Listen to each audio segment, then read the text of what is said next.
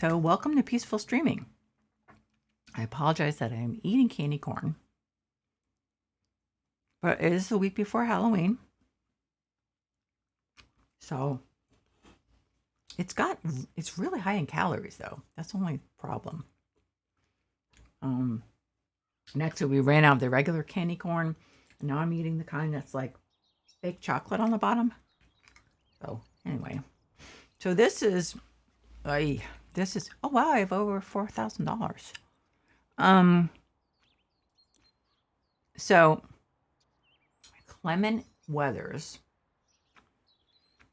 I don't remember who he is. He keeps popping up. Anyway, he bought an abandoned public bathroom. He calls it a washroom.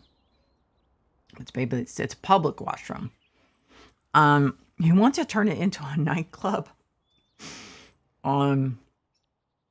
He says, I can tell you, ain't no one around here drunk pina colada out of a urinal. Okay, I believe you. Probably because people wouldn't necessarily want to do that. So I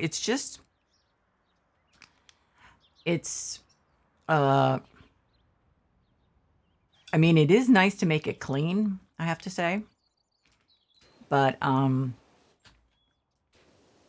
I can say is I'm really glad that this isn't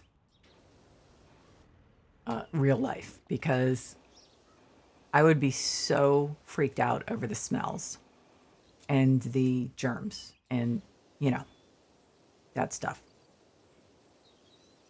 Okay, anyway, I'm not doing this in an organized way.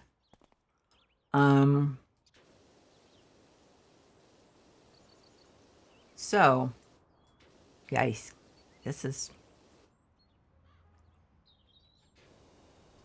I saw something from the devs on Steam about the washroom, and I was like, huh, okay, that's interesting, but a little bit frightening.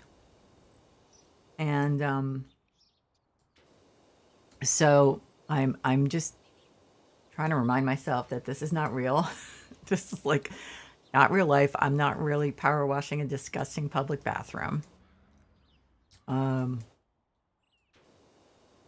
think my son might freak out when he gets to this part too, although he's not quite as OCD as I am. So,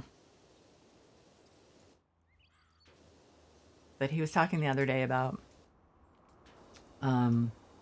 wow, I do like working with computers, but this would be a really cool job. And I was just laughing. He was saying this on stream, and I was like, sure, honey. In the game, which first of all is a game. I mean, I didn't say this to him, but I thought it was funny. But I was thinking, yeah, in the game, because this is a game, your arm's not getting tired. It's always sunny in the game. And there are no smells, which is crucial. So, I mean, can you imagine how awful this would smell in here? I would be using like heavy duty bleach in the hose. I mean, in the power washer, it would just, yikes. But so I thought that was funny. It's like, well, yeah, it's great when it's sunny outside. What about if it's freezing cold and you're doing this? You still have to make money. So anyway, I didn't burst his bubble, but he's relatively practical. I guess those things just didn't really occur to him at that point.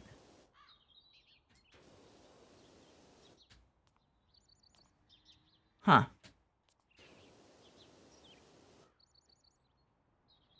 Oh, that seam here still seems like can't seem to get that dirt out. Okay, I'm going to ignore it for now because maybe it's just not going to matter.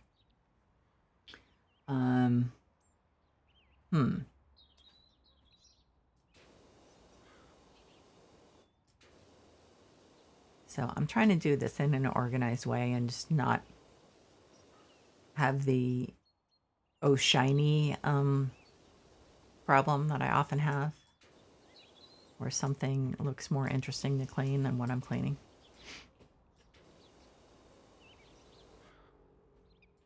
But yeah, I do have that problem pretty often.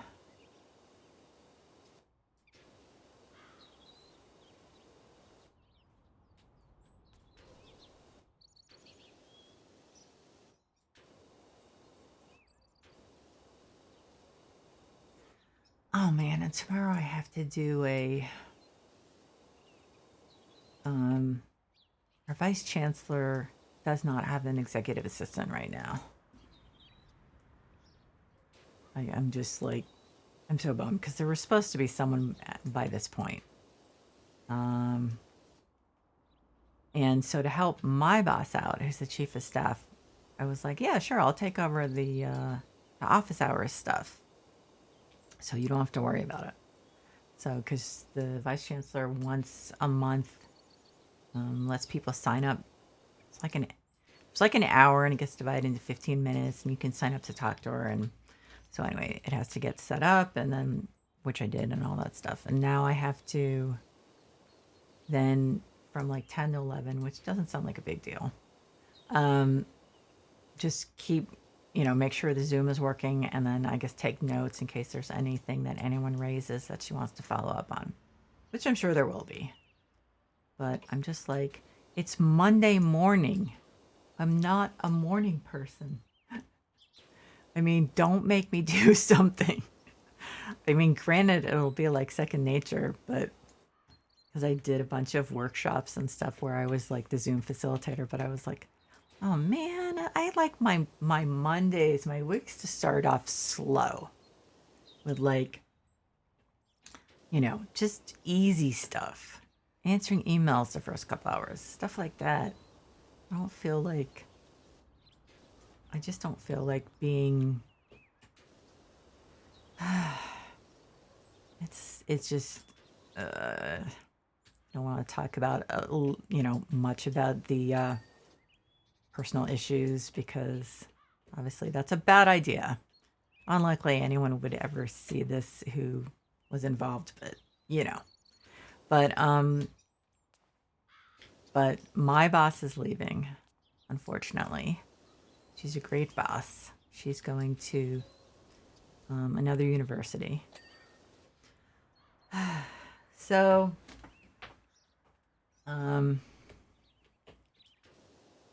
so that's a bummer. Also, I have to plan, to a great extent, plan the party, the virtual party, which I don't mind. It's just like a lot of organizing.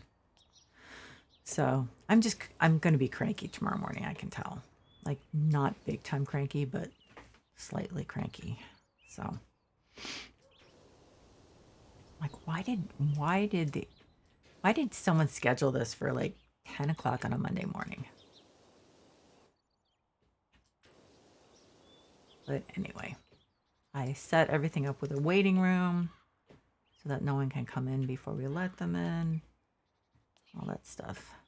And then after that, I'm just probably gonna do a stream after that's over. Like, do an early lunch and just be like, yeah, I'm done. Did that actually get, okay, so the hand dryer, I did finish it. These still have little bits of stuff, little bits of dirt. Oh, okay, they're actually not that little. These, the other side of these basins is hard to get to. This one still has a little dirt. Where is it? I mean, once you clean the place up, it actually looks pretty nice. I mean, it's definitely not something I would turn into a nightclub, but where is this dirt?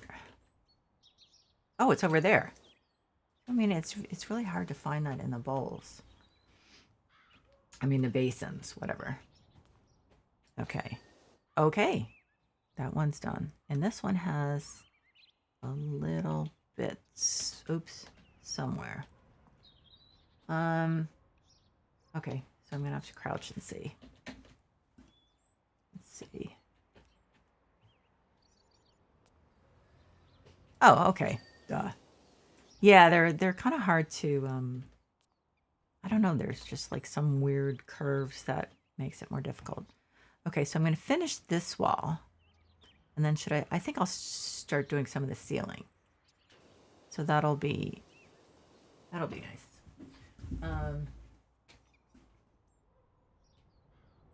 Let's see. It's a weird question, but I want to get a job as soon as I'm old enough to save to get a PC, but I don't know if it's worth it. Um, you know, work experience just in general is a really good idea. Um, you learn a lot when you work. And you learn, oh geez, you learn a lot about like what to do, what not to do, how to be professional, how not to be professional. So even if, so like, whenever you get your first job, your first like full-time job, even if, um, even if what you have on your resume is like, okay, I worked at a burger place, I worked, um, cleaning houses. I mean, whatever. Um, if you have like, especially your jobs are all like at least 6 months, then people look at that and say, okay, so this person has experience being responsible.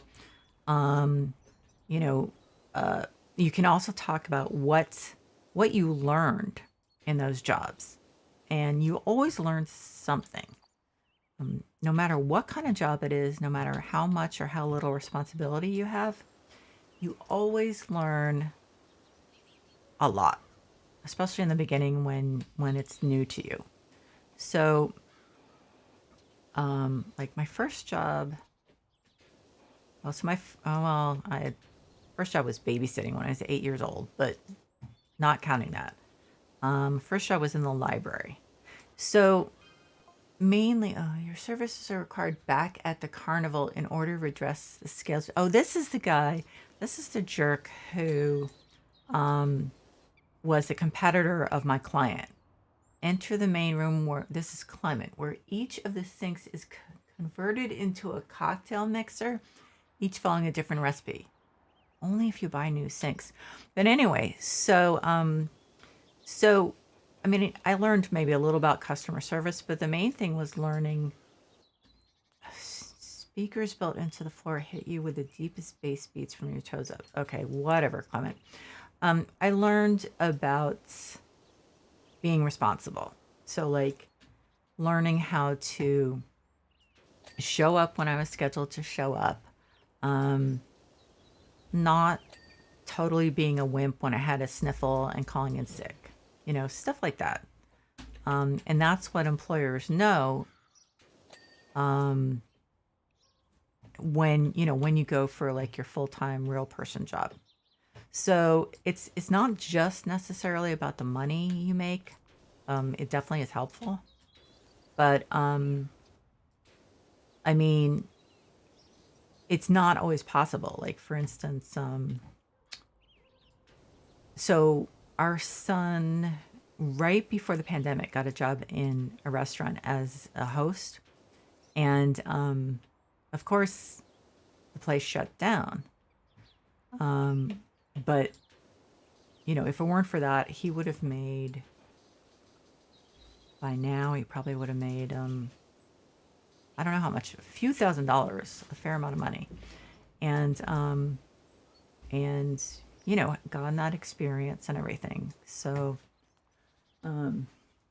luckily he just got hired at his first full-time job without, having like extensive work experience, which thank God he was lucky. But the thing is that even an entry level position, when you go for it, for your first full time job, they're going to ask you, okay, well, so what they want to ask you is, so what did you learn? What did you learn? In the past at places you worked at. So like, What have you learned about working with other people? You know, how do you deal with coworkers who are problematic? Um, how do you deal with a customer if it, you know, if it's a customer centered, um, you know, business?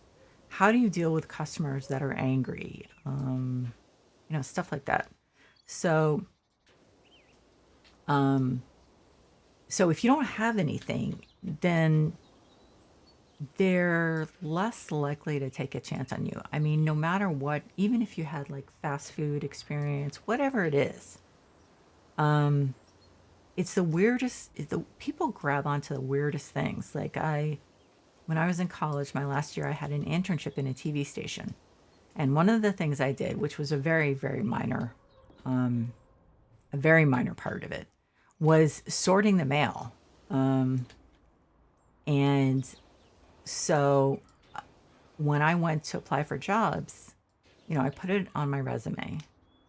And the place I got ultimately hired at was a management consulting firm as a receptionist job. And it actually was kind of like receptionist slash secretary. And they said to me, yeah, the main reason we hired you was because you had experience with mail sorting. And I was like, what? I mean, I have a BA in English Lit. I mean, why did I even go to college? Kind of. But also, it was just like, that is just weird. I mean, there were other things I did at the TV station that translated into skills that they really should have applied to the job they were looking to fill than sorting mail. I mean, I was like, that's not even that difficult. I don't understand. Um, so anyway, it's you just never know what the hiring managers are going to glom onto. It's really weird. Um, so the more experience you have and the more varied experience you have in doing, you know, you can be at a place and doing different, having different tasks and everything, um, then the more likely that you're gonna, um, you know, be able to find a job when you're out in the workforce on your own. So it's definitely worth it. I mean, absolutely. I mean, even if you ended up mowing people's lawns, you're still going to be able to demonstrate that um, you know, that you showed up when you were supposed to show up. You know, um, let's say you were, you know, you maintained the lawnmowers, or, you know what I mean? There's just always something that then you can talk about in the interviews. Oh, I think my tablet's gonna die, so I need to switch to my cell phone. Wow, I can't believe I've been. Well, I'm not sure what that was charged up to. Okay, 48% on my phone. I think I need to get a couple chargers. Um, so anyway, is it so it absolutely is, it absolutely is worth it to get a job. I mean, you know, even if you're just doing it for something like that, to buy a computer, um, and you know, it's just for us. Oh God, these are really hard. Just for a specific amount of time to accomplish that, then it's definitely worth it. Um, I know, for instance, my son hated that I had to give him money during the pandemic. It really upset him. And I mean, he was still in high school. I was like, don't worry about it. If you could, you'd be working, you know? Um, but it just, you know, it really bothered him, especially once he got a car and we had to pay for his gas. But I was like, don't worry about it. Um, finish that. Oh, so I'm going to finish trying to figure out what I'm working on here. Okay. I don't know. I mean, I started working. What happened is my grades sucked because I started suffering from depression at age 7. but it was undiagnosed because this was in the 70s and no one knew that children could have depression, believe it or not. Um, and so, along with having ADHD, so my grades were horrible, as you can imagine. I wonder if I can jump on. Nope. Oh, I guess maybe I could use my ladder or my step. Oh, I don't have my step ladder or my ladder. Okay. So my grades sucked. But then when I went to, I only applied to one college. I have no idea what my mom was thinking. But, and it was a women's college and they were very, it was kind of built around women working, women having a career. So I talked about my grandmother, my great grandmother having careers.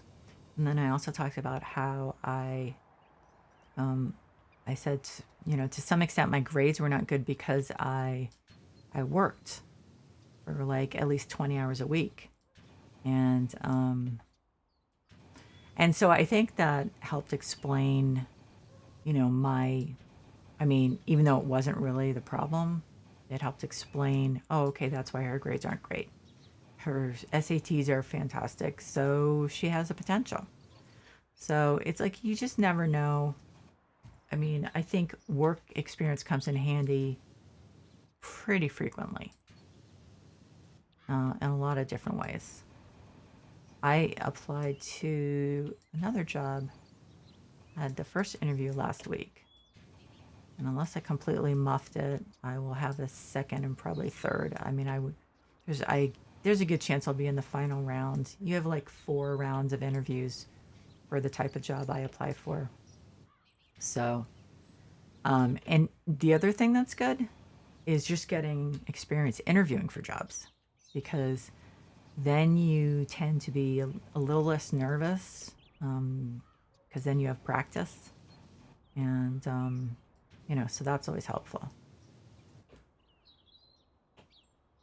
I actually often, when I was asked to interview for jobs I was sure I wasn't interested in, I'd be like, yeah, it's just practice, so I'll do it. And then sometimes what happened is I was like, after the interview, I was like, oh, wait a minute, this does sound like something I'm interested in. So you just never know.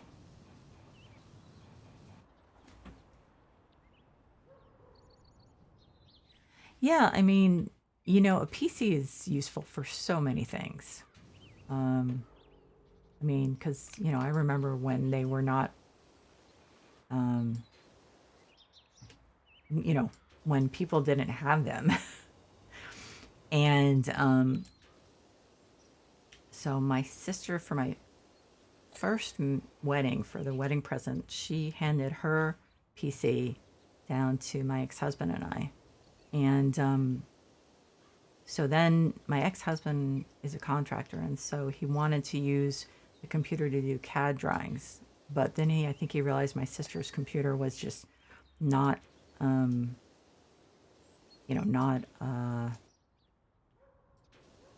robust enough. So we bought another one. But there's so much you can do with PCs. You can, so in other words, you can, record your music, mix it. You can put it on, there are plenty of sites where you can post your music. Maybe do some stuff on Fiverr.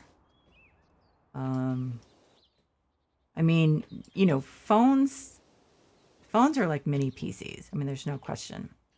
They've really, why does that look like it's amazing. I've seen them evolve.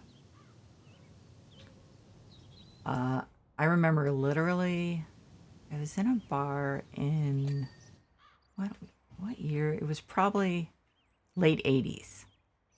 And yeah, it was late 80s. And a guy had a cell phone. Okay. The thing was the size of I'm trying to think here, of like a car battery. So just think how much things have changed. And it wasn't like a mini computer. It just made phone calls. So it's actually pretty amazing. But even though those are, even though if you have a phone, it's like a mini computer, it's definitely not the same thing. I mean, let's say you want to, I mean, the software that you could get, like the music recording software and stuff, is going to be just like a stripped down version of what you really want to use. And a lot of those programs too, let's see, there's Audacity, there's the Mac one is GarageBand, I think. But you can get a lot of free and open source software, and then you don't have to, you don't have to spend anything. And that's a little hard to find with mobile, free software and open source software. So that's a good idea. I mean, I did some freelance work after I quit one job, and I quit the job. They didn't want me to quit, but I was just like, things have just gone too stressful here. And then like a week later, my old boss called me and said, can we hire you as a consultant? Because you're the only one who knows how to use, what was it? It was the Lotus presentation software. I was like, yeah, sure. So, I mean, luckily I did have a PC. Actually, by that point, my ex-husband and I each had a PC. Neither one of them was the one my sister gave us. And at that point, obviously, my ex-husband was using his for CAD drawings. He could get paid extra then. So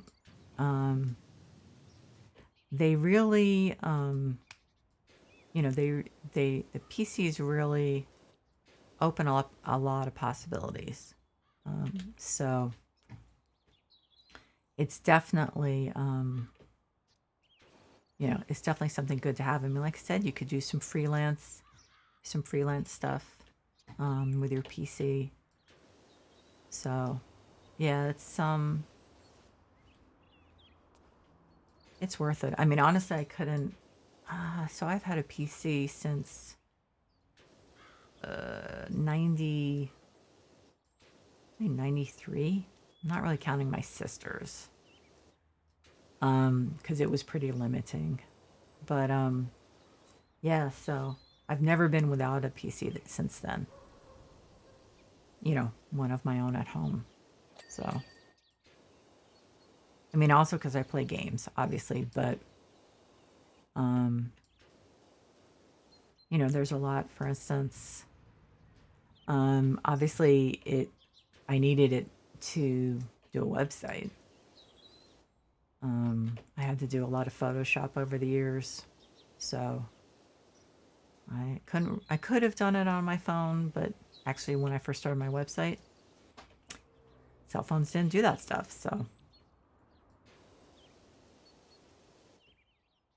but I think definitely it's worth it more often than not. Washroom wall. Okay.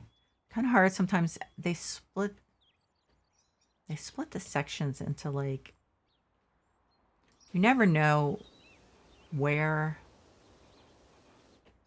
like, is this wall go that all the way there? Yeah, it probably does, because it still has so much dirt on it. I need to look at the clean part once in a while, because the dirty part is like totally freaking me out. At least it just looks like grime and, not anything else. Yikes. Oh, God. Toilets. Yikes. Are these urinals? Oh, I'm not entirely familiar with them, obviously. Except for when I was like at concerts and stuff and decided I was not going to wait in the line for the ladies' room. So.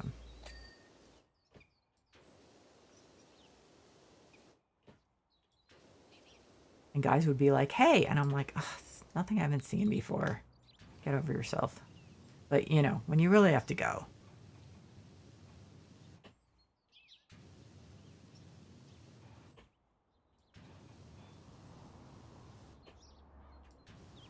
This is the most odd, like people call it oddly satisfying. It is oddly satisfying, but it's kind of addictive in a way because I don't know why.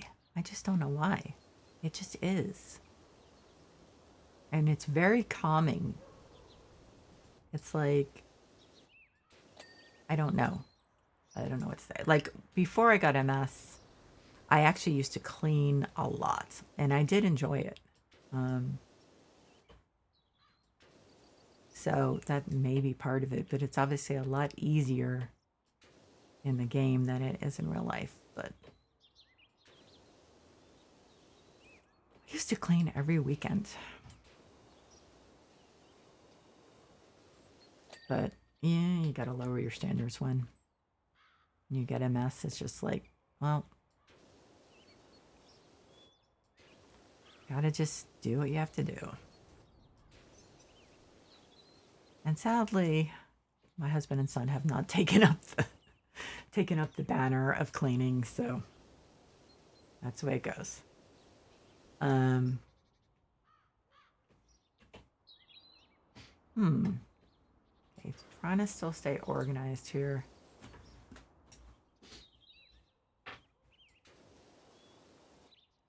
Now my son also, I remember he found a program when he was learning the guitar. He ultimately decided his hands were too big. But there were programs um, to learn guitar. Now, obviously, that's not ideal because you really are best when you have a teacher who can give you feedback. But so there are things like that that you can. Are there no doors on these stalls? Oh, wait a minute. He said he took them off already, I think. I was like, um, yikes. Um, it was during the pandemic, so we've been talking about getting him um,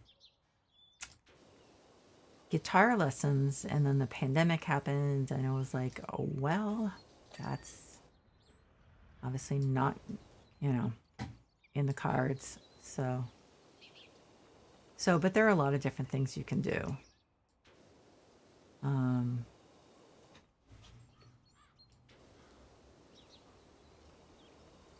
did your school, what did your school do? Like, so what did you do without a computer for school last year? Because, like, my son, for instance, went to a charter school, which is like not just a usual public school, where from the beginning in after grammar school, we call it middle school. Um, they all had Chromebooks, and then like some of the like they would have regular classroom stuff, when things were still normal. So they'd have some regular classroom stuff. They'd have some projects they do with other students as a team, but then a lot of the studying and testing was online using like Khan Academy and I forget what else. I mean, they were using like Wikipedia and stuff, and then they ended up like, developing their own program and things like that. But so my son was all set up for, when the pandemic started. His school, it really mainly was all they really had to do was switch to like Zoom for the for simulating the in class,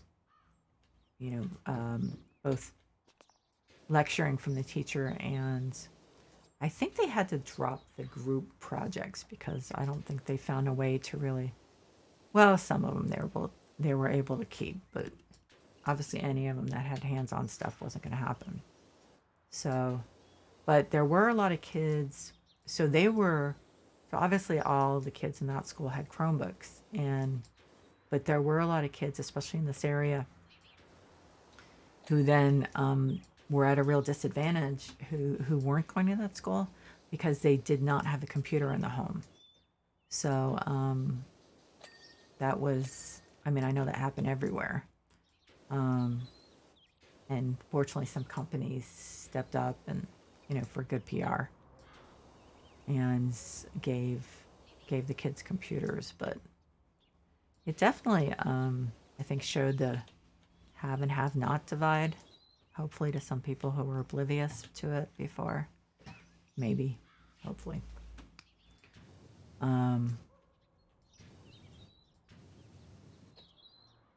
But it still was rough, like emotionally for him, but at least he did have, you know, the hardware that he needed.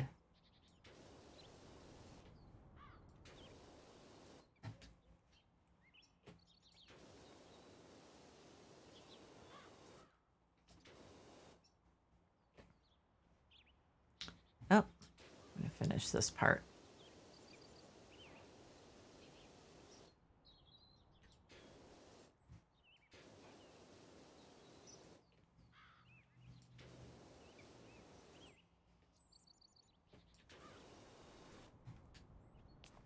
What's that? Is that like some kind of orange ring? Why? Doesn't look clean. Okay. Does that look clean? Doesn't look clean to me. Maybe they had a little problem simulating like semi-shiny copper, I guess. Where's my... There.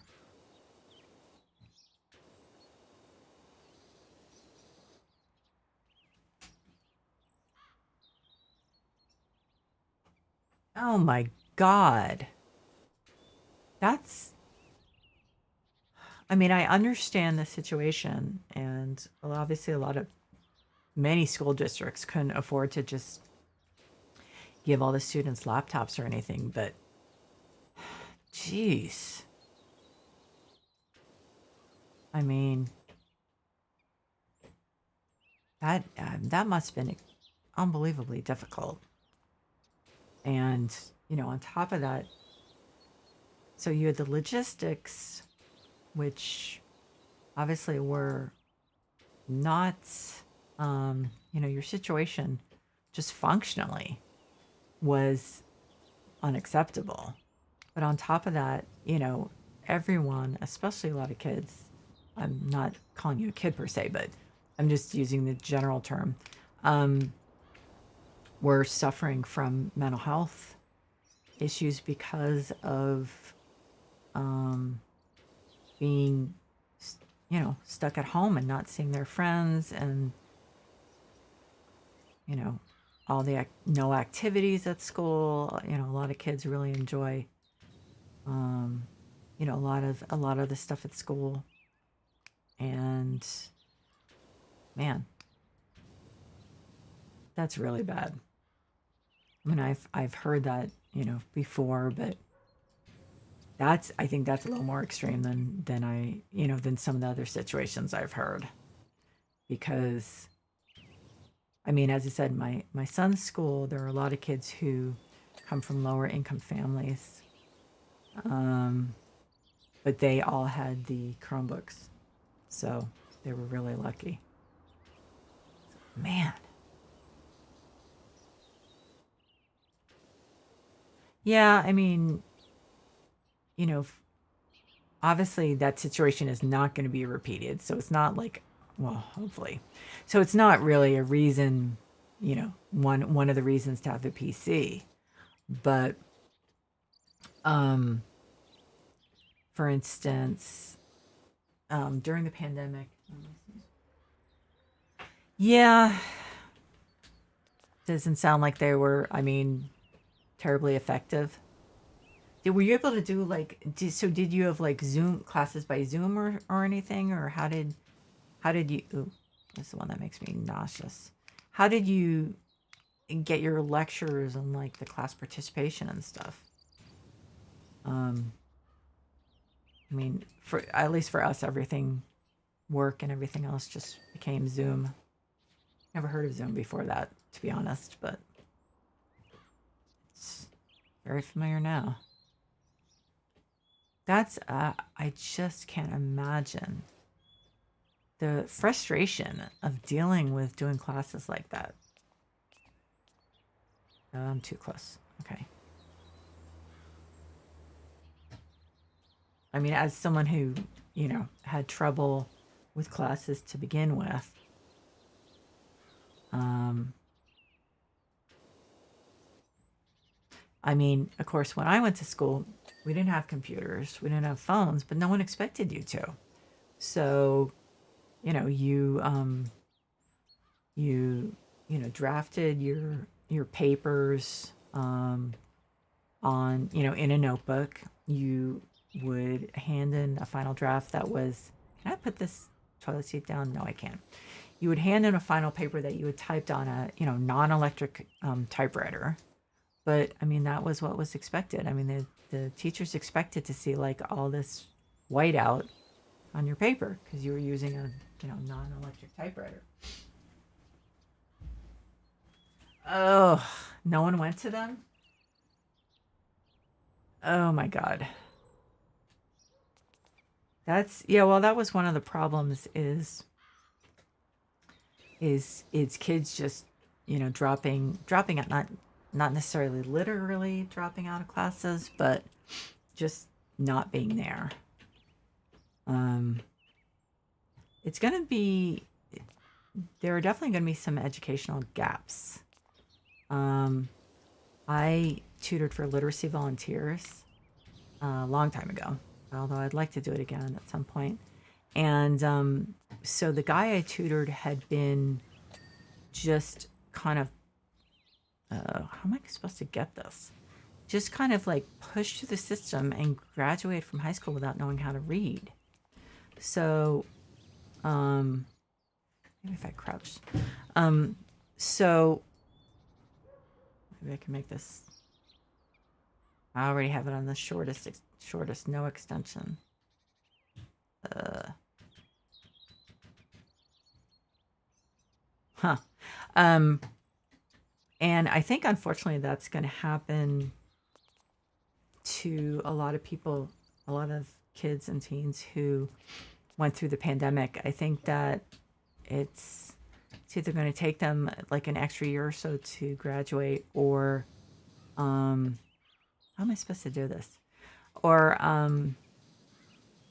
they're going to just get they're going to graduate, but they're going to be missing some crucial information. I need to be able to put this toilet seat down, and I can't. How am I supposed to? Okay. Can I jump on top of the toilet seat and maybe... Okay. So sometimes you just have to go around. Um, yeah, I mean, I think a lot of educators are really worried about the many different ways that the pandemic has impacted education and mental health for kids.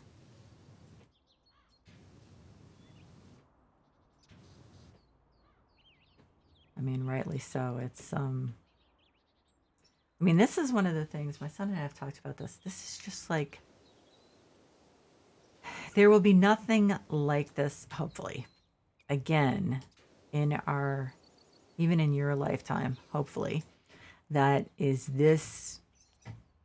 affects the entire world like this and changes so many ways that we do things. I mean, some of them for the better, but some of them not so much.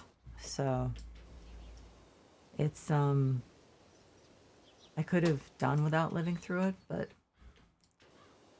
it is what it is, you know. What worries me is all the people who, especially the people who never have dealt with like depression and anxiety before, and the pandemic has like triggered it, and they're trying to like figure if this is if feeling like the way they feel is normal, if what they should do about it. I mean, they're just all these kind of newbies to depression, which is definitely not. It's like my son and I say sometimes, this is a club we did not want you to join with us. Um, it's not one you would want to join, and we wanted you to be kept out of it. But it's kind of sucks. But unfortunately, there are going to be a lot of people who find that even when the pandemic's over, they are dealing with it. Oh yeah. Oh yeah, absolutely. Yeah, it's so I think even more than working online, it it online school is so much more deficient it in reproducing the experience of school because um I mean there are just so many factors. Because the thing is that as far as work goes, a lot of people already were doing a lot of their work in essence online with like email and stuff like that. So that um, it wasn't that hard for us to switch, but um, there was. I mean, and because I work at a university, I know this. There were virtually no classes before the pandemic that took place online. So the faculty and the the chairs of departments had to figure out how to convert the classes into online classes.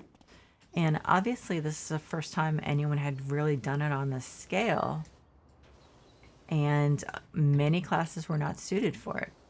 So, but this was not one of those, this was not optional. This was not like, hey, a lot of universities are putting like, are doing like a free online course or, something like that. We should do it. This was like, you have to do this. And it was the same thing, a lot of teachers just were not obviously not prepared. I mean, there were very few people who actually believed something like this would happen. So, and so most of them hadn't trained for it. They hadn't had, professional development that addressed it. So everyone was kind of flailing around. And I mean, it's not, I mean, you couldn't really blame like the teachers and the school administrations because this was not something that, you know, that people had thought about. So it was hard to blame them, but the problem was is that not blaming them, like you don't want to blame them, but at the same time, the kids were not getting effective programs, online programs. So, I mean, at the university for the administration stuff, we had to like do a 360 on a lot of stuff and really, everyone worked basically like double last year. I mean, you just had additional work finding new ways of doing things, but that's just not the same as as school. The school part. Um, so yeah, I mean, this has been.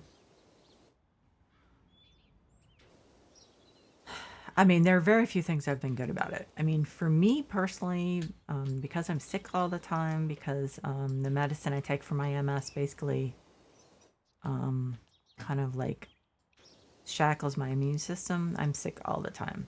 So for me, there was actually a bright side further along the cubicles. Thanks, Clement. Um, because I could work from home when I was sick. And so I actually started stacking up. Um, these will be the private dance floors, each one featuring the latest hits from a different continent. Okay, Clement. Um, I actually started stacking up actual vacation time and sick time. So, and that's not going to change because the university is allowing staff to, in most cases, if it's administrative jobs like mine, then to work from home if they want, as long as they work it out with their boss. So, so I mean, basically, probably for most of the rest of my working life, I'll be working from home like 90% of the time. So that for me is good. But however, I would have preferred that happened without a pandemic, obviously. My son's mental health was really affected. Mine was affected. Um, I don't think my husband's was, but not much seems to phase him.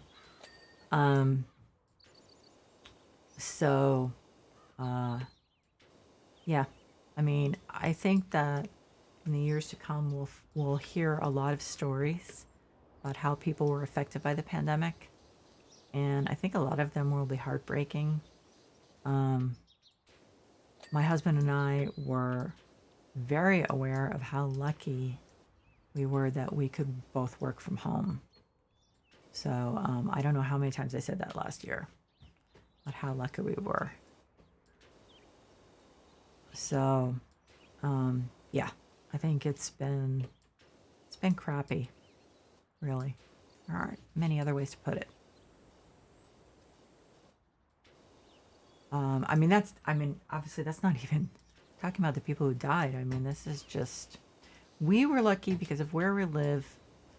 Our state got shut down, and the area we live in was particularly responsible about that. And so we actually do not know one person who died from COVID, which, you know, is, I said to my husband, I didn't realize when we moved here that it actually might save our lives. I was kind of joking that when we moved to this really liberal area, that there was going to be the side benefit of, actually saving our lives at some point. Which is kind of weird, I know. What is my son is playing Teardown? I have no idea what that is. The Steam thing just popped up. But yeah, I mean, we were just lucky all around. And I mean, that's one thing.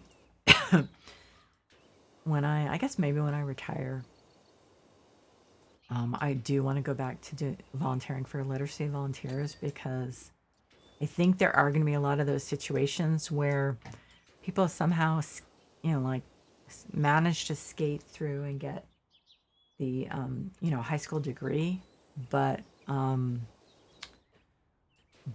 for instance, don't know how to read, or their reading level is really, really low. And so I think that's going to be needed. And it was just the most rewarding experience. I mean, in some ways more rewarding than doing the depression website, because I saw the improvement, and when I tried different things to help him learn to read, I'd like try this. Okay, that doesn't work really well. Try this. Oh wow, what do you know? This works. This like is really helpful. So it was just really amazing. This was a long time ago I did this. This was before I married my first husband. So it was like 1990, I guess, or something like that. But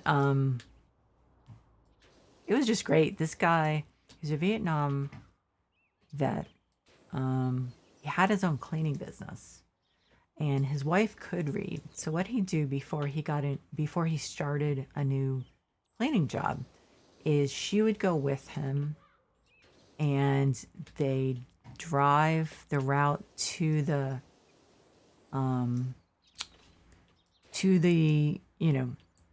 location, and he would just memorize the turns and like what streets look like and stuff like that. So it was like, wow, that's what he's had to do for so long, because he just found a way. He just found a way to make it work. You know, um, not sure what he would have done if his wife couldn't read, but anyway, but he made it work. He found a way to make it work. And then after I tutored him for a couple of years, I mean, he didn't, he could read the map himself. It was just, I don't know, it was just awesome. And he was just the sweetest person. So when I got married the first time, he bought my ex-husband and I for a wedding present. Oh, I'm drawing a blank. Yeah, he bought us a crystal, like Waterford vase, I think. And then for our first year anniversary, he bought matching, like, I think they call them like cordial glasses, for like having a little bit of brandy or something, I guess. I don't know. But so those are lovely. I still have all that. And it just was really cool. It really was. So, but I think that's definitely, I mean, I think there are going to be a lot of gaps in education because of this. And fortunately, I think a lot of smart people will be figuring out how to, trying to see if I got all this. Nope, that pipe thing is still a problem. Me figuring out hopefully how to bridge it. And the thing they have to remember though is they can't only look at virtual solutions. They have to look at in-person solutions. Luckily, I think a lot of teachers, because they talk to and deal with kids on a daily basis, then they know what some of the challenges are. As long as, the kids aren't ashamed of their home situation and, hiding. Oh, damn. They're still dirty. And, hiding what's going on. Because a lot of kids do. When they're in those situations. So, toilet seat, is that 100%? Oh, cistern pipe. Cistern pipe. So,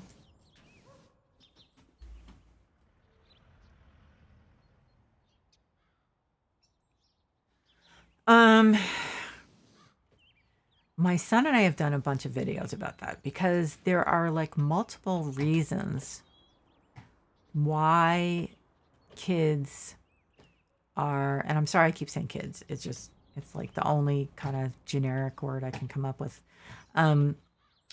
why they are having problems telling their parents. And one is because a lot of kids don't want to worry their parents or make their parents sad or unhappy. That's the most benign one when it comes to, the parent's responsibility. One thing that I've said, and Lawrence has corroborated, my son has corroborated in the videos, is that if you think that's the case, I can tell you that your parents, or if they're good parents, the thought of their child being in pain is probably one of the most painful things that can happen to them. Yes, that's absolutely true. But what is for them would be worse than that is knowing their child has been in pain and they haven't been able to help them because they didn't know. So that's like the most benign, so that's the most, let me say, in terms of the parent's responsibility, that's the most understandable. I mean, I know I ran into this with Lawrence. He just didn't want to tell us things that were sad. He was bullied a lot, and even though we were trying to find out the extent of it, a lot of times, first of all, he just didn't want to talk about it, but also he didn't want to put the burden on us, which that's not what we wanted. We wanted to know, but so there's a lot of stuff about him being bullied that I didn't find out, even though I was talking to him. I didn't find out till like a few years later, and it was horrible. I mean, I didn't want that to happen. It was. I mean, I really beat myself up about not being more assertive about talking to him. So that's the most, as far as a parent goes. Okay, that's the one in which the parent has the least amount of responsibility. Um, we also have a TikTok. My son tells me not to say channel. We're supposed to say account. That we did a lot of videos on last year. And I have to tell you, the comments from kids were so heartbreaking and made me so angry on their behalf. Parents who were like, who probably were relatively decent parents, but had some kind of blind spot about mental health. And were just like, no, you don't have depression. You're just being overly dramatic. Or I just, it made me so angry that, but I also recognize that, a lot of that stems from a lack of education on the parents' part. And hopefully, as soon as they were educated about that, they would realize that their assertions and assumptions about mental health were incorrect. Then there are the parents who were a little more concerned about their image than they should be, and put it above their child's mental health. So they did not want to, they basically were just like, don't talk about this. We don't want, we don't want anyone to know. And that was really depressing. I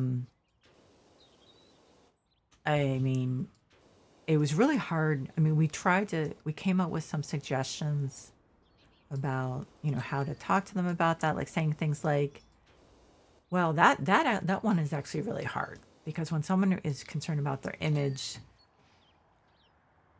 it's that can get in the way of a lot of things. So yeah, that one's really hard. I think basically some things we said were, is there an adult who can advocate for you with your parents? Is there like a neighbor or an aunt or uncle or a teacher, someone that you can talk to who will then say to your parents, hey, you really need to take your child to see a doctor about their mental health. And obviously that doesn't happen in every situation. So then there was the one that was a lot more difficult. If you're talking about a parent who is emotionally crippled in some way. So, for instance, a parent who's a narcissist, or a parent who has a substance abuse problem and is like completely self-absorbed, or a parent who's depressed, or, I mean, there are just like so many other options. So in some way, a parent who is to some extent neglectful because of their own issues. As a parent, it's very hard for me to excuse that, but I've also had a hell of a lot of therapy. So I don't want to, be too smug. Because if I hadn't had depression and had all that therapy, I have no idea. I might have been a crappy mom. From what I'm told from by my son and like a lot of the kids on TikTok that we talk to, I'm a good mom. So my son seems relatively well adjusted, other than the depression, which I frequently apologize for. Don't know where it came from, because no one in my family seemed to have it, so I don't know. But those parents who are like, I don't want to say defective, what's the word I'm looking for? Damaged in some way. And the narcissism one is very difficult because, narcissists are very, very hard to deal with sometimes.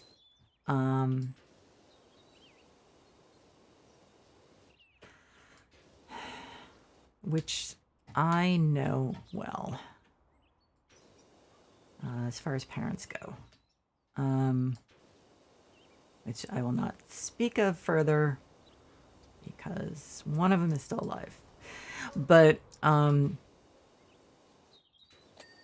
I think what helps to some extent so like if it's the situation that you know it's going to upset your parents and you don't want to burden them, that's pretty easy. It's just talk to them because they do want to know. There's no question. If they're if they're essentially decent parents and not ignorant, like willfully ignorant about things like mental health, that's a piece of cake. You just tell them because there's no question they want to know. If it's the ones who are really who are like, you're just being dramatic, there's nothing wrong with you, there are some ways around that, depending on how reasonable they are. If they're relatively reasonable, you say, well, okay, that's possible that there's nothing wrong with me, but what's the harm in me going to the doctor? Like going to your family doctor or pediatrician, and having them, if possible, refer you. I mean, the best is to a child psychiatrist. If family doesn't have health insurance, or it's difficult, or it's going to take years to get an appointment. Well, I don't know the situation there. I know that you guys do have not universal care, but I forget what it's called.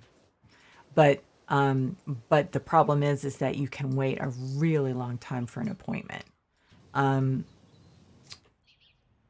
There are it's really hard for me to speak to that because while, for instance, we did a video on that and I've written articles about it, about getting mental health care without insurance. It's really for the US because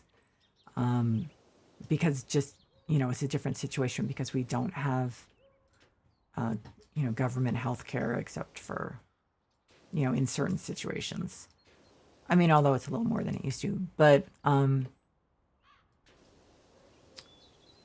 sometimes in that case you can call like a local, well, not even a local, you can call a national or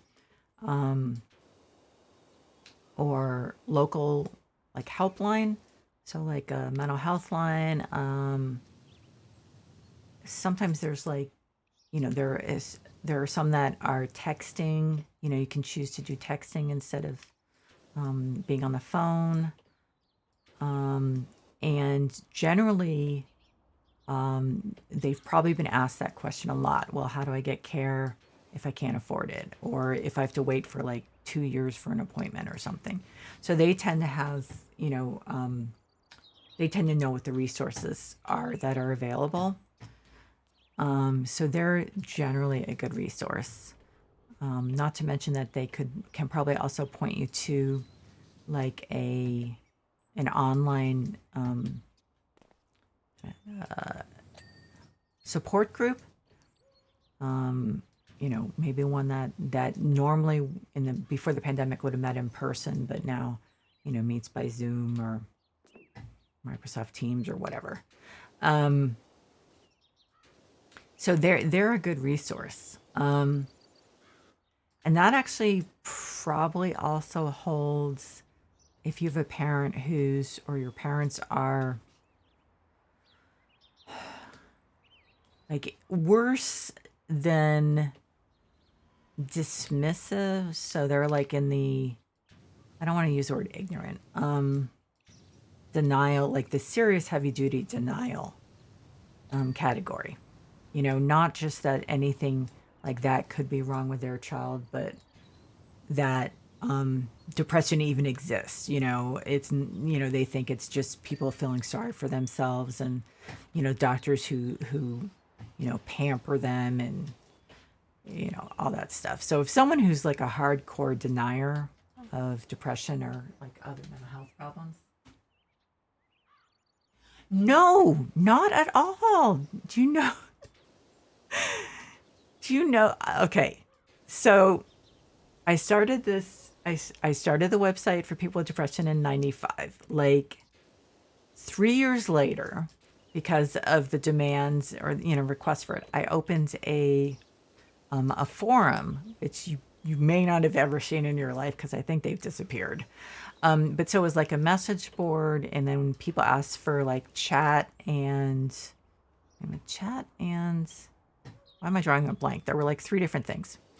Um, and so literally for like 10 years, I was like I don't even know a good word for it. So, I ran the forum, um, did all the work for it, but also I had to like mediate a lot of times, with problems. A lot of times people would, private message me. Oh my God, are you kidding me? I mean, there's that. And then since my son and I started our YouTube channel like almost 3 years ago, we get comments all the time. And so we are starting to get to the point where there's getting to be critical mass, and we get like a couple new subscribers a day. And so, then there's comments to answer. I mean, trust me. I actually, when we had one video on TikTok that did like over 1 million views, and I don't remember how many comments, and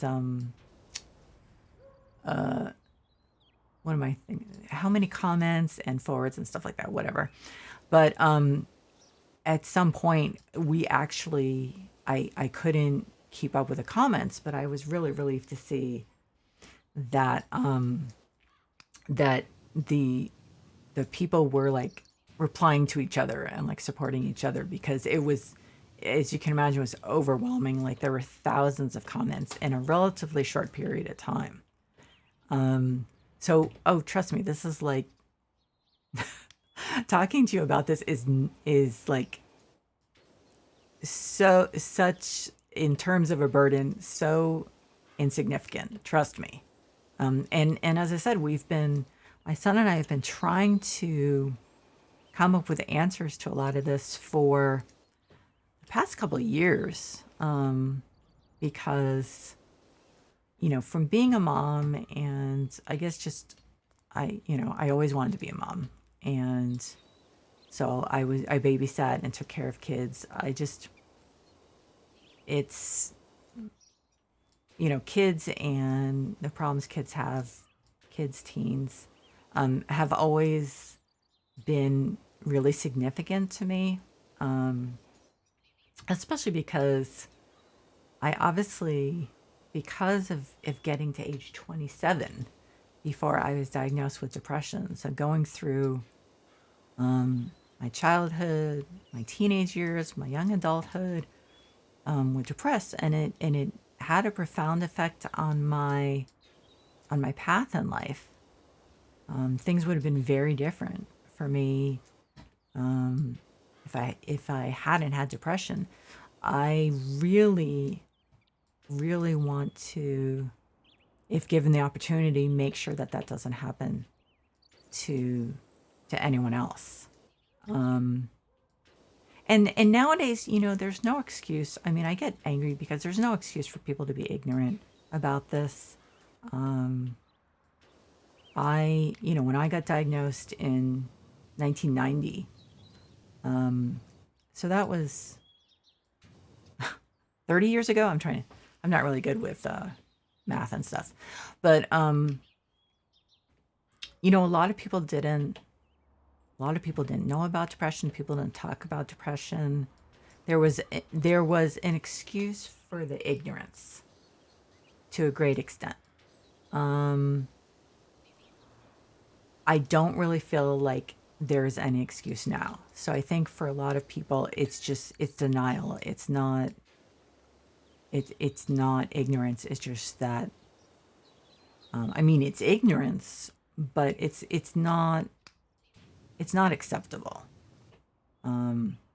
It's, I mean, people are fine spending time on Facebook looking at all sorts of stupid stuff, but they're not going to actually take the time or take the energy or have the inclination to say, okay, well, maybe I'm wrong about this. Maybe there is something to this. I'm going to do some research. I'm going to ask some questions. It's just like, no, I don't believe this is the case.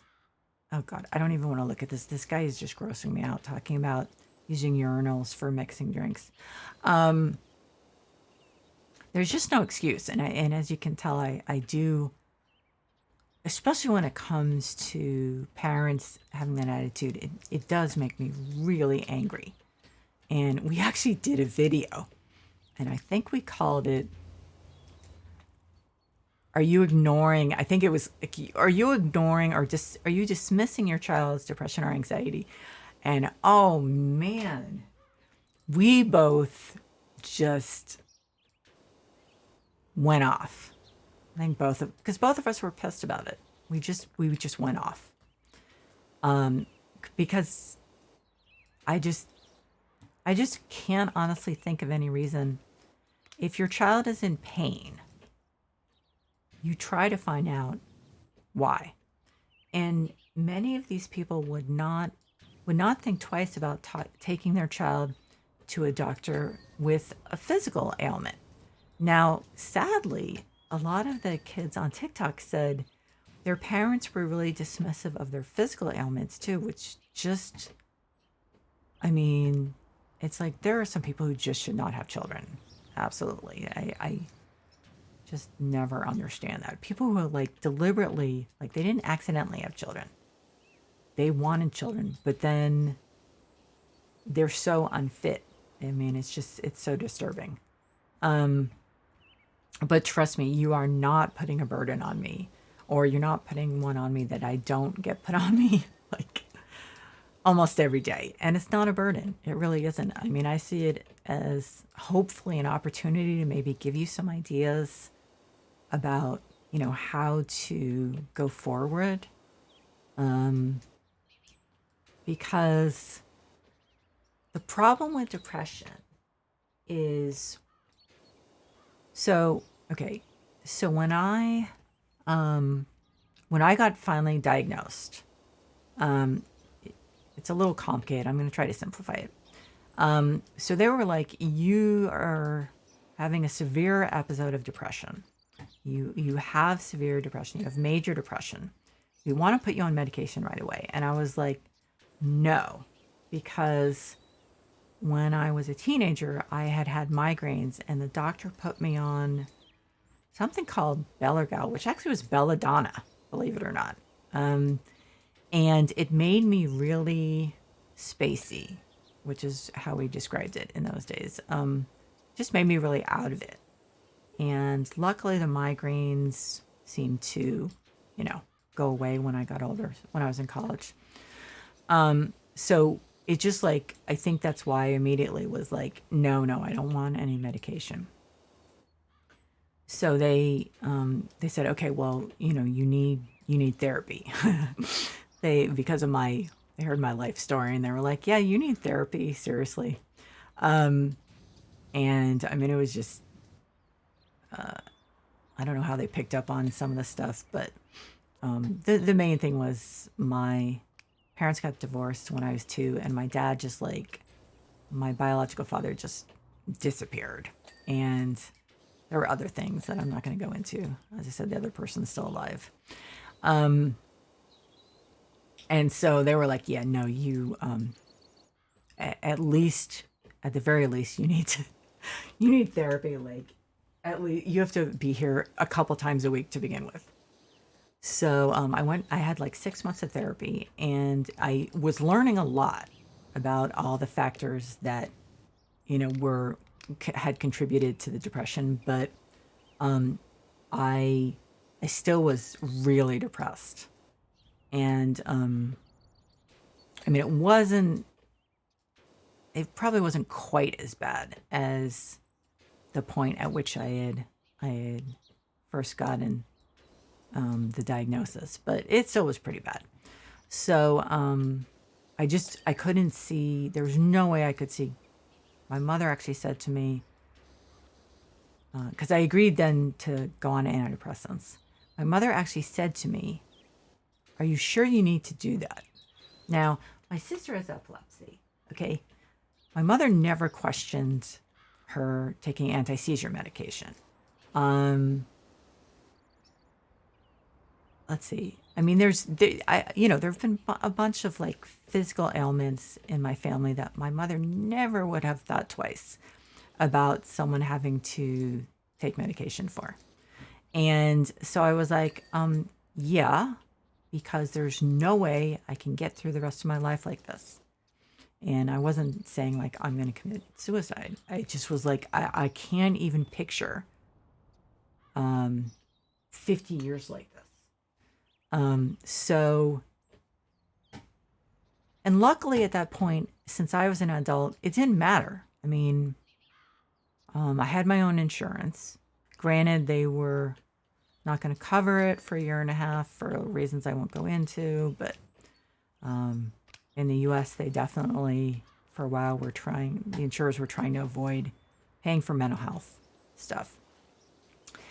So, and that's a woman who's educated. Okay, that's a woman who went to college, worked at Time Magazine. I mean, considers herself very well educated, very liberal. I mean, so, I mean, just even coming from, having that kind of family dynamic or whatever you want to call it, I still didn't have support for going on medication. And probably, if she had thought about it, she probably wouldn't have been real supportive about me having therapy. But, too bad. Like I said, I was an adult. So, I mean, this has been, depression to a great extent has been my life's work. I mean, not formally. I mean, I did actually make money for about 7 years writing about it, that and ADHD, for part-time on the side, my second job, for a health website. But other than that, and those advisory panels that I did get paid for and get a trip out of, it's always been just completely voluntary. And because it's something I feel passionately about, I want to try to help people avoid wasting so much time in their lives to depression. So, I mean, one of the worst things, and I hate to sound like I'm making this about me, but was realizing that my son had depression too. He was the happiest child. He was so happy. And then he started getting bullied in school. And by the kids. And then he got kind of bullied by a lot of the teachers because of ADHD. I mean, they were constantly disapproving of him, all the adults in the school. We tried everything. We talked to the school over and over. I mean, I won't go into the whole thing, but, and within, I'd say, the kindergarten was fine. He had a great teacher. Didn't get disapproval. Then some stuff happened in first grade that I won't go into just because it's time consuming. And within like a year and a half after he started first grade, he was like profoundly depressed. And he's struggled with it ever since. He actually was in a decent place before the pandemic. And then that, he'll be the first to admit, and he's admitted this many times in our videos, that it really threw him for a loop. So what I actually started to say, the problem with depression is, so the long way around about this is that, so I went on the antidepressants and they said, what we're going to do is we're going to take you off them after 6 months. That's what we do with everyone, to see if maybe this was a temporary episode and if they've in some way like jump started your brain or like rewired your brain. I was like, okay. And so 6 months, they took me off them and it became apparent. And oh, by the way, they made a humongous difference. It was unbelievable. I was very, very lucky in that the first one I tried, which was a very, very old one now, worked phenomenally. I found out that like I had always thought I was a pretty negative person, and I wasn't. It was a depression. I'm actually like an incredibly positive person, and sometimes almost nauseatingly so. So it worked fantastic. I mean, it was just like it was a new life. My life was completely different. So then when they took me off the antidepressants, so it took like 6 weeks for it to start taking effect. That's how some of them work. That took forever. But after I went off them, it took probably about 3 weeks before I was like, oh, this is definitely not good. I have to be on antidepressants. So I told them, they put me back on them. The only time I haven't been on them is when I was pregnant. I set it up ahead of time with my doctor. Okay, like, what should I do? Should I stop them before I get pregnant? He was like, no, the first month they're not going to cross the blood-brain barrier, whatever it was. So as soon as I was pregnant, I called him. We went off them. But your body, when you're pregnant, it's weird. Your body somehow protects you from that. I wasn't at all depressed when I was pregnant, even though I wasn't on them. But anyway, so what happened is when they realized I was going to have to go back on the antidepressants in the beginning, they were like, yeah, what happens sometimes, and this is apparently basically like neuroplasticity, is the depression can make like permanent, I don't want to use the word grooves because I'm sure it's the wrong word, but let's just say permanent like roads and pathways in your brain. And so it basically rewires your brain. And because this had been 20 years of this, it was permanent. It was basically permanent. There was no way to change my brain at that point. So that's the thing with depression, is that obviously my example is extreme because 20 years is a long time. And I guess it's not too surprising that my brain was rewired. But it can also happen in a shorter amount of time.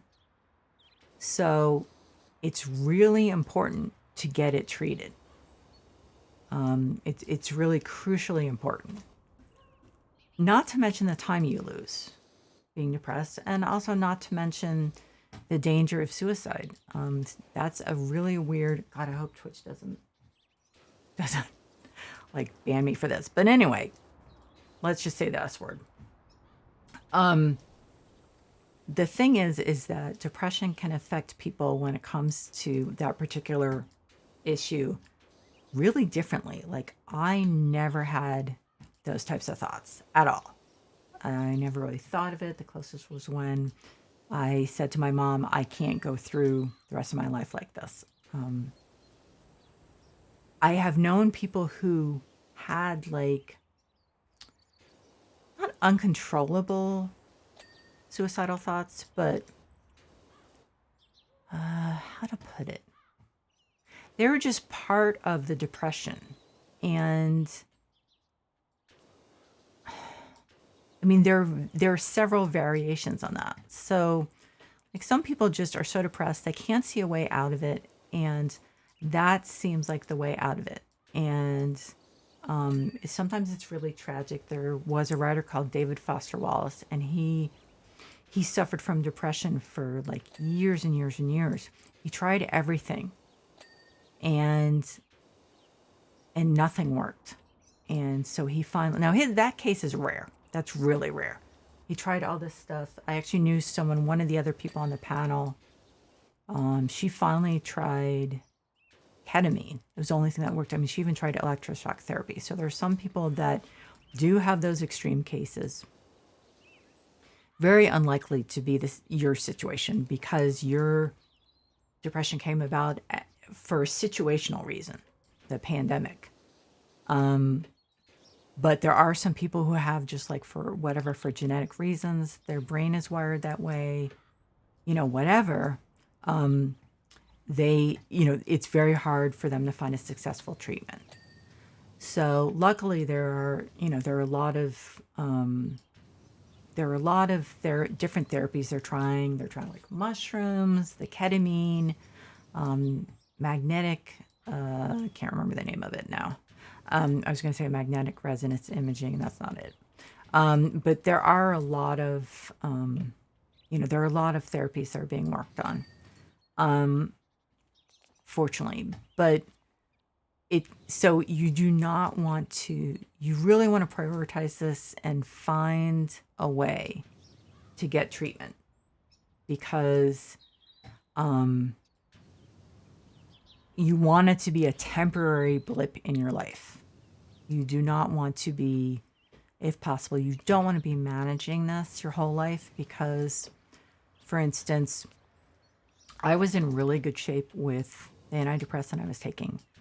And then I went into menopause. Hormones are really problematic when it comes to moods and depression. One of the reasons women and girls seem to have depression more than men and boys is because of hormones, but we have no idea why. So that kind of dovetails with the fact that when I was pregnant, I wasn't depressed. So since menopause ended, because I'm actually out of menopause, I have not had 100% success with antidepressants like I did before. So it's something you do not want to be dealing with, if at all possible, because it can be tricky. Again, if your brain gets wired that way, then anytime you have a stressful situation, or, obviously something like the pandemic hopefully won't ever come around again in your lifetime, but, some kind of stressful situation, you're susceptible if your depression went on for a while initially. So you definitely do not want to do that. One thing I can tell you right away is depression. I'm not going to put this in a good way, because this is not exactly the right way, but it's the best way I can explain it.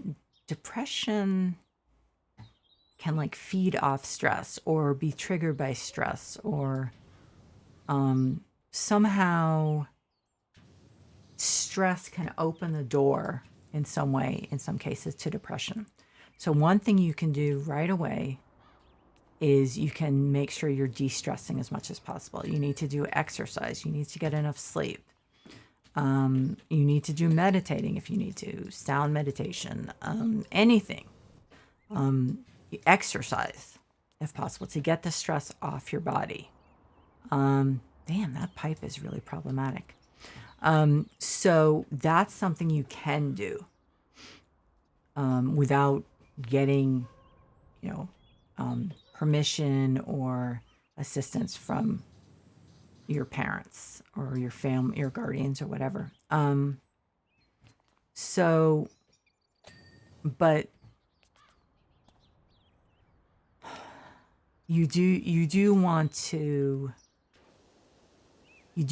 try to find a way to get your parent or parents on board, because of your age, for one thing. you really can't get treatment or even diagnosis realistically without your parent approving it and helping you out and making the appointment. Now, if you have a pediatrician that you can see for another reason,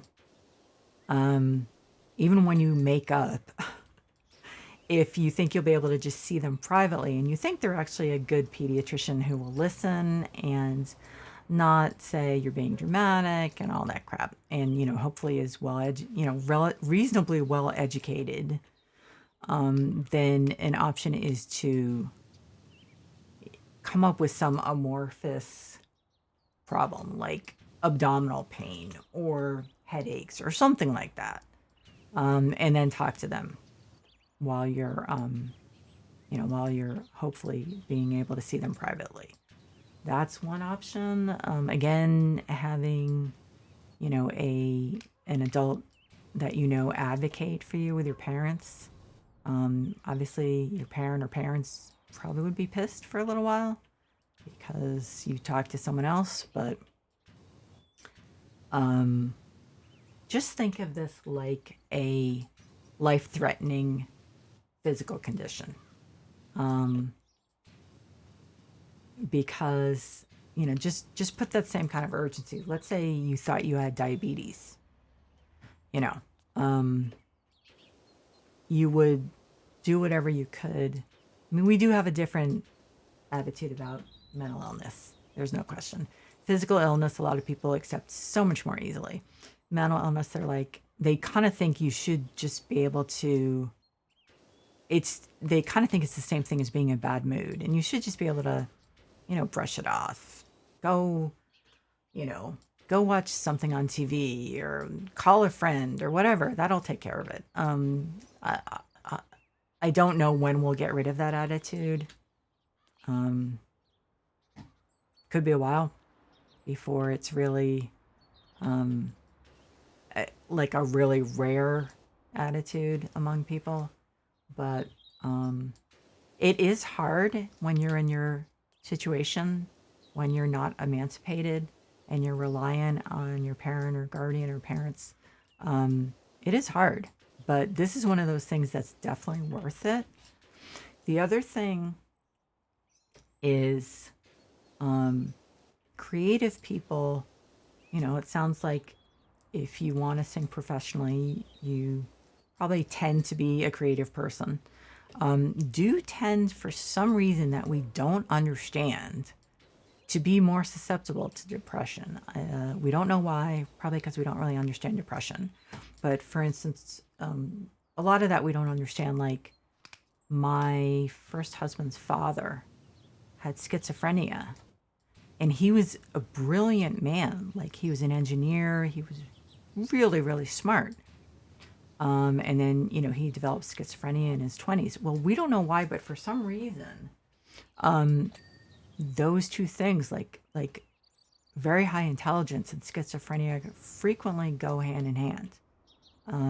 So that's another one of those things, like creative people, depression, highly intelligent people, schizophrenia. We just, don't know why it happens, but it does seem to more often than not. So that's another thing to bear in mind, that you may be more susceptible to that because, if you're a creative person, and again, we don't know why, which should completely leave me out of the depression game, but you don't always have to be creative to suffer from depression. So, but I hope this has been helpful. I mean, I really feel for you.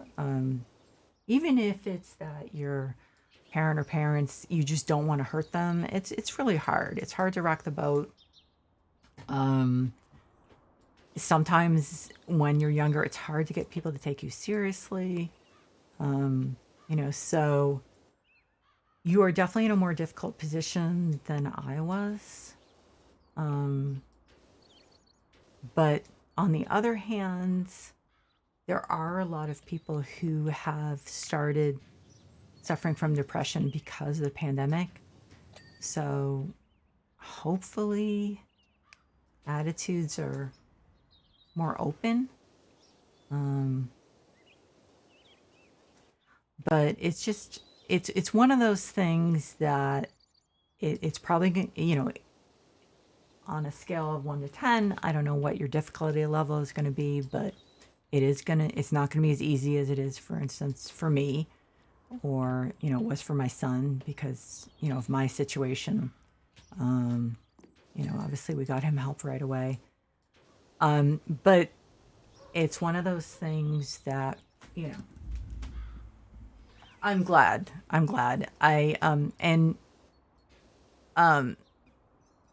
trying to think if we have anything really helpful. Well,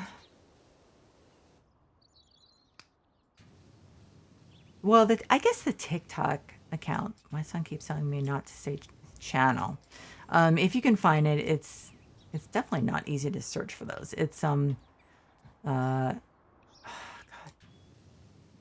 It's living with depression and anxiety, but you can't really search by oh gosh, let me see. I'm trying to think.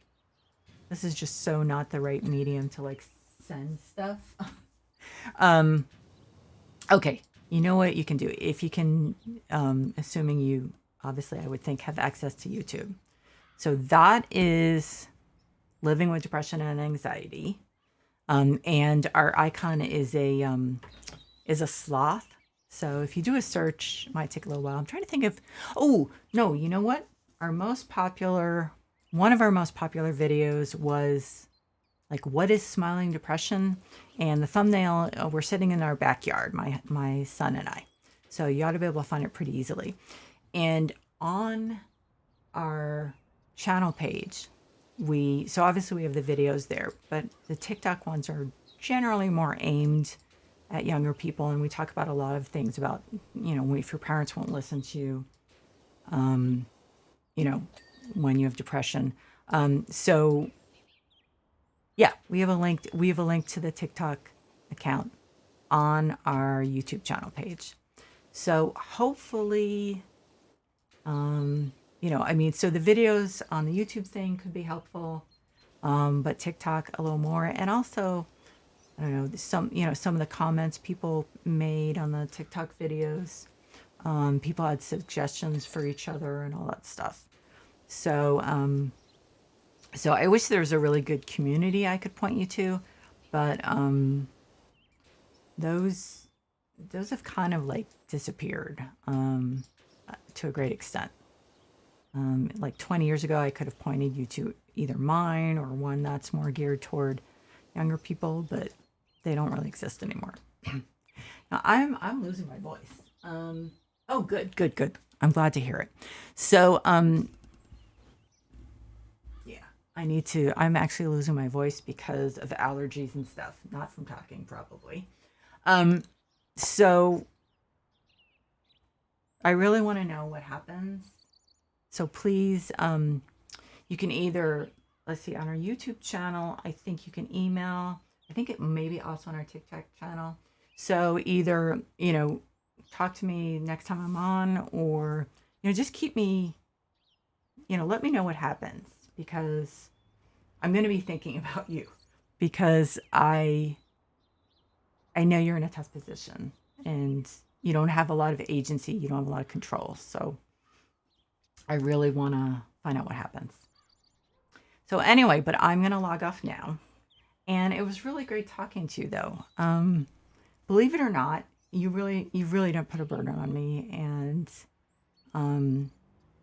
it's just, like I said, it's something that's important to me, and I want to be here for people to talk to about it. So anyway, I'll probably be streaming tomorrow night. I may actually stream at lunchtime, my time, tomorrow, which is Pacific. If I don't have, I probably will. But anyway, so I will be streaming a lot. I also have Thursday and Friday off, and I'll be streaming some Halloween stuff. So I'll be streaming a lot on Thursday and Friday, if nothing else.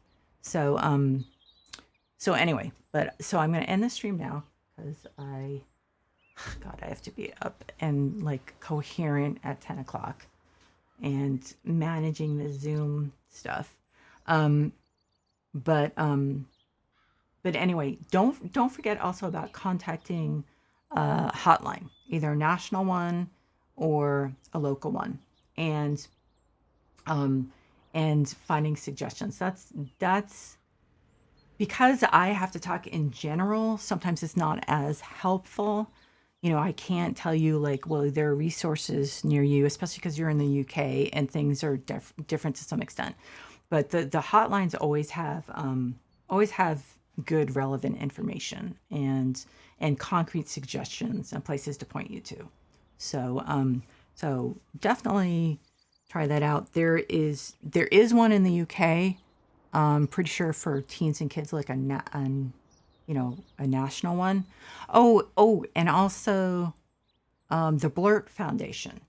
That's a really good one. We do an unboxing of Buddy Box every month by the Blurt Foundation, and they are so they're like a mental health advocacy organization, but they also have a lot of ways for people to connect. I'm trying to remember off the top of my head. I was just looking at their page last weekend, and of course I can't remember. But anyway, so let's keep in touch, and let me know how things are going, and I hope that helps. So I'm gonna log off. I'm really glad that I got a chance to talk to you, and I hope you just stay. I hate to say stay positive. I hate to say that because that's like, yeah, okay, that's helpful. But just there is hope. So please just hold on to that. Okay. Okay. You too. Have a good night and take care. Bye bye.